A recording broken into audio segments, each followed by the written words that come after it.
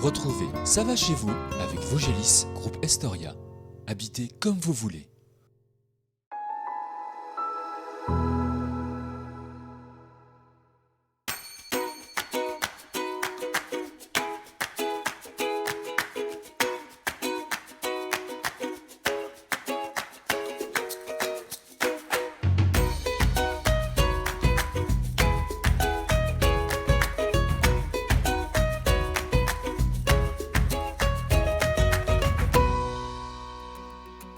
Cette semaine, nous nous rendons dans l'ouest du département des Vosges découvrir un village d'une petite centaine d'habitants.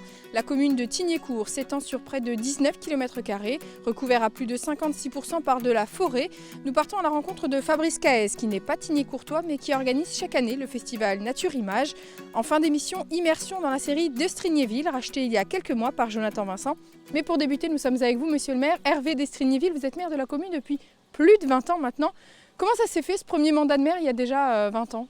Je dirais par hasard, non, ça a été un petit peu prémédité, mais je me suis vu installé au siège de maire sans l'avoir vraiment réfléchi, mais on m'a demandé gentiment de succéder à Robert Breton. Les gens me faisaient confiance et je me suis senti quand même dans l'obligation de m'engager. Ça a été avec plaisir, pas tous les jours facile. Vous êtes originaire de... Enfin, vous avez toujours vécu en tout cas à Tignécourt, donc il y a aussi ce prendre en main son village quelque part. Ouais. Je ne dis pas que pour être maire, il faut être né au village, mais il faut bien connaître sa commune. Et oui, j'ai la chance d'avoir grandi ici. Je ne suis pas né à Tignécourt, je suis né à Darney, mais enfin, j'ai passé ma vie au village. C'est quoi être maire d'une commune de 100 habitants aujourd'hui? Pour moi, le plus important, le plus gros du travail, c'est quand même d'administrer le territoire. Les habitants... Qu'il y en ait 100, 120, 140, ça ne change pas grand-chose. Administrer le territoire, c'est s'occuper de la voirie, l'exploitation des forêts, le défruitement, gérer le parcellaire et gérer les habitants, heureusement, c'est la principale fonction. Mais c'est l'ensemble qui fait la fonction. Comment vous décririez le village de Tignécourt aujourd'hui? Moi, j'aime bien mon village, je vais vous dire que c'est le plus beau. Non, c'est pas, il ne faut pas en être là, mais c'est un joli village, il y a un beau bâti. On essaie d'en prendre soin. J'ai un employé de commune qui me convient parfaitement et on travaille ensemble. Et vous avez pu remarquer qu'il est au boulot. Et lui aussi, il faut souligner son engagement pour la commune. C'est quelqu'un qui travaille beaucoup. Donc on arrive à faire un village propre. Au-delà d'avoir toujours des maisons exceptionnelles, ce qu'il faut, c'est essayer de mettre que ça soit propre. Et alors comment il a évolué en 20 ans? Comment ça a évolué? Alors autant la fonction de maire que le village depuis que vous êtes à la tête du village? La fonction de maire, elle évolue plus en relation, dans l'administration avec les communautés de communes. Pour le reste, l'évolution n'est pas spectaculaire. Après, la population, malheureusement, ça vieillit. Il y a des nouveaux habitants. Toutes les maisons sont vendues. Je n'ai pas une maison inoccupée. On a du locatif, c'est complet. Malheureusement, on n'a plus rien à vendre. Malheureusement ou heureusement, il n'y a plus rien à vendre ni à louer à Tignécourt. Et on ne peut plus construire non plus? On peut encore construire, il y a encore quelques terrains disponibles.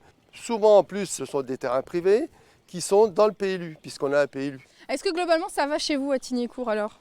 Moi, je dirais que ça va.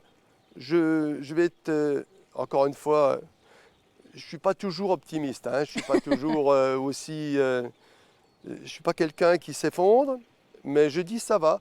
Ça va, évidemment, on aura un petit peu plus de moyens. On pourrait faire d'autres projets. Il y a des projets. On pourrait avancer un peu plus sur l'assainissement, par exemple, puisqu'on est en assainissement collectif. Mais on va quand même, malgré tout, continuer à travailler. On a la rénovation de la toiture qui est derrière vous, sur la salle des fêtes qui va être faite. On a une place de dépôt en forêt. On a de la voirie, un peu de rénovation de chemin. On a tout le temps des projets. Alors même si ce n'est pas des projets extraordinaires.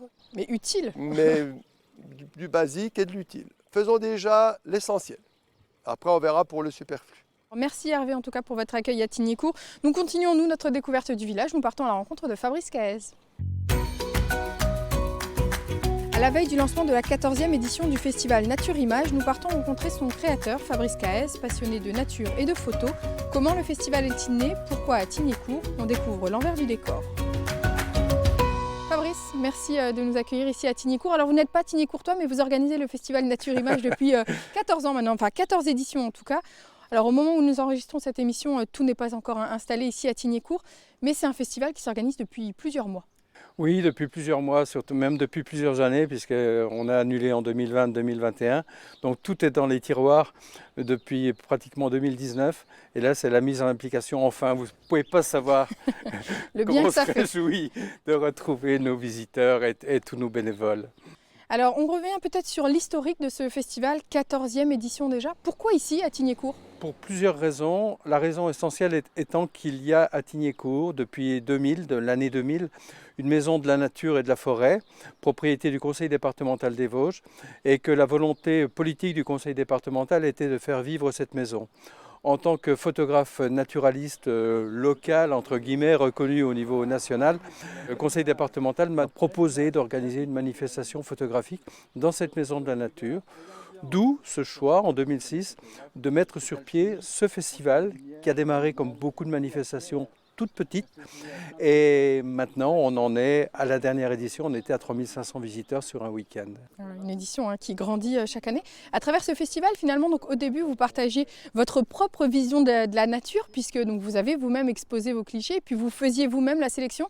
Aujourd'hui, le comité de sélection s'est agrandi. Comment ça se passe? Mon souhait, c'est de faire participer tout le monde, tous les bénévoles, d'utiliser toutes les compétences et surtout d'aiguiser les regards.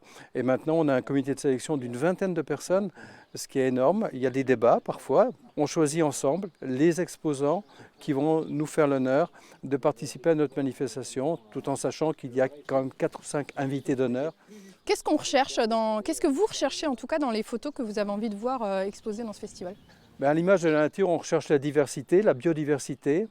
Biodiversité au niveau des formes d'expression, des techniques photographiques, des lieux également. Là, pour l'exposition de 2022, on va partir des steppes d'Asie centrale, du Tibet avec la panthère des neiges jusqu'à Madagascar, en passant par les chamois des Hauts-de-Vosges, en passant par les flamants roses de Camargue.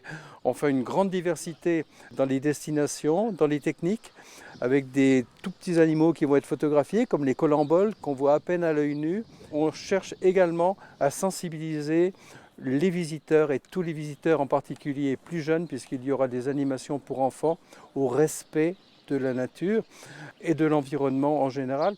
Alors, vous parliez des petits animaux qui vont être exposés à travers ces photos. C'est l'occasion aussi peut-être de mettre en valeur certains animaux parfois trop peu connus. On va prendre l'exemple de la martre puisque vous êtes un passionné de cet animal.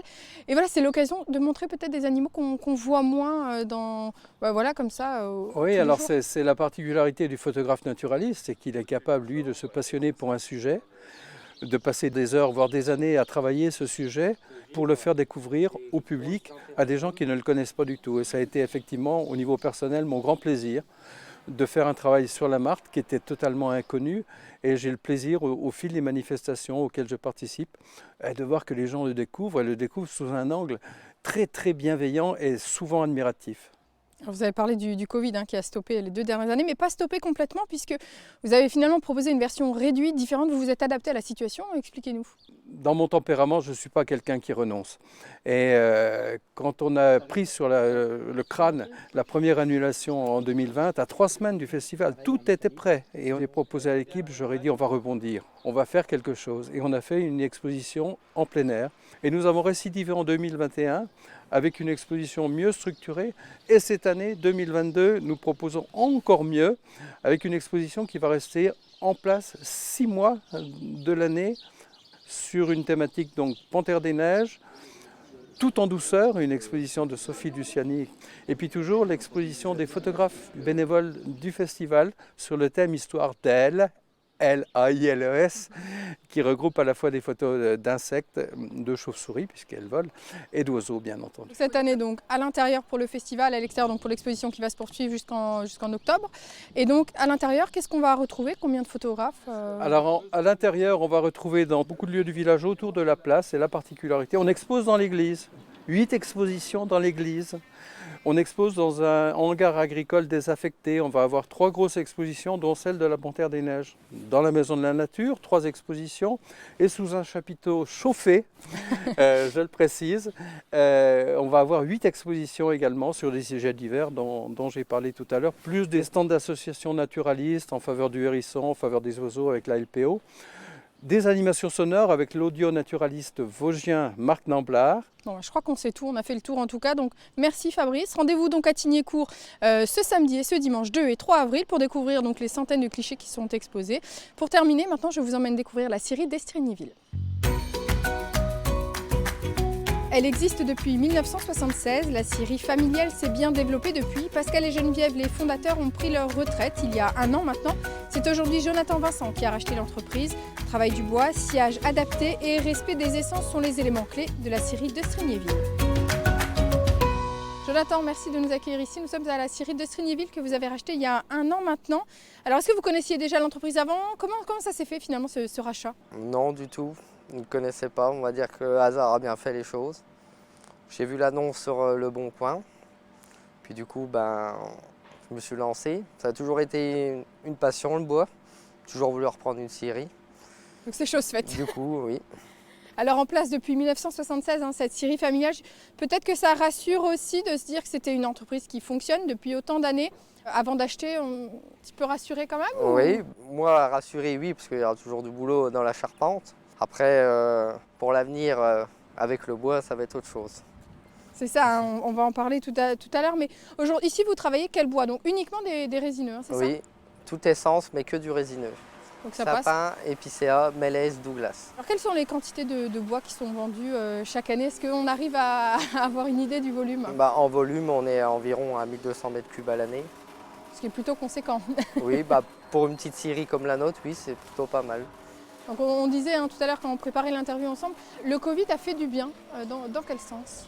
Les gens étant obligés de rester à la maison, s'occuper des travaux qu'ils n'avaient pas le temps avant le confinement. Du coup, ça nous a permis d'avoir un peu plus de travail. Pour démarrer, c'est toujours bien. Et donc aujourd'hui, vous êtes au taquet du carnet de commandes? Là, on ne peut pas être plus. Là. Je pense que même sur les mois à venir, peut-être forcément les petites commandes, on est obligé de les mettre de côté et garder que les grosses. Dommage, mais bon. Est-ce qu'il y a des délais aujourd'hui? Quels sont vos est délais? de 6 à 8 semaines. D'accord, pour n'importe quelle quantité? Oui. D'accord. Alors on parle beaucoup de la hausse du prix du bois, de la demande qui est en forte hausse aussi. Quel est votre point de vue à vous sur le sujet aujourd'hui? Est-ce que vous aussi vous pratiquez cette hausse des prix? Nous, on a effectué une augmentation du prix à la vente, due au prix à l'achat qui a été monté de 7%. Puis avec la conjoncture actuelle, avec l'électricité, le fuel et tout ce qui va avec, l'augmentation était obligatoire. C'est inévitable aujourd'hui pour réussir à se faire une marge et finalement à gagner sa vie. Pour pouvoir tenir une scierie, oui, à cette heure-ci, il faut monter un peu. Est-ce que c'est une augmentation, vous pensez, qui va se poursuivre? Est-ce qu'on a atteint un plafond? Je pense que... Difficile, bien sûr, d'imaginer la suite. On ne peut pas trop juger, mais il y aura toujours une augmentation, mais peut-être pas autant qu'en ce moment. Une augmentation justifiée, selon vous? Pas tellement. Pas tellement? Non. Aujourd'hui, votre clientèle vient d'où majoritairement? Nous sommes que sur du local. Que du local? Oui. Et alors autant particulier que professionnel? Comment se répartit 70-30. 70 de professionnels, 30% de particuliers. Et donc sur les professionnels, charpentiers Charpentiers, on a des entreprises de maçonnerie, on a des entreprises de tailleurs de pierre aussi. Est-ce qu'il y a des projets aujourd'hui pour la scierie peut-être? Dans les années à venir, nous allons moderniser et agrandir. Pour donc pouvoir produire encore. Nous voulons partir sur une deuxième unité de production. Écoutez, on viendra vous voir dans quelques années alors pour voir si c'est fait. Merci beaucoup Jonathan pour votre accueil ici à la scierie. Notre émission est terminée pour aujourd'hui. Je vous donne rendez-vous la semaine prochaine pour découvrir une nouvelle commune vosgienne et je vous dis à très bientôt.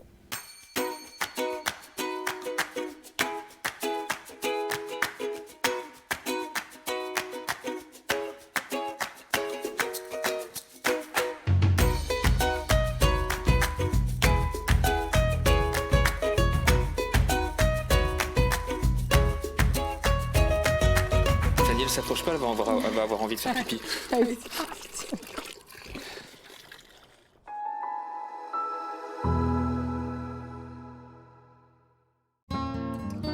C'était Ça va chez vous avec Vosgelis, groupe Estoria, habitez comme vous voulez.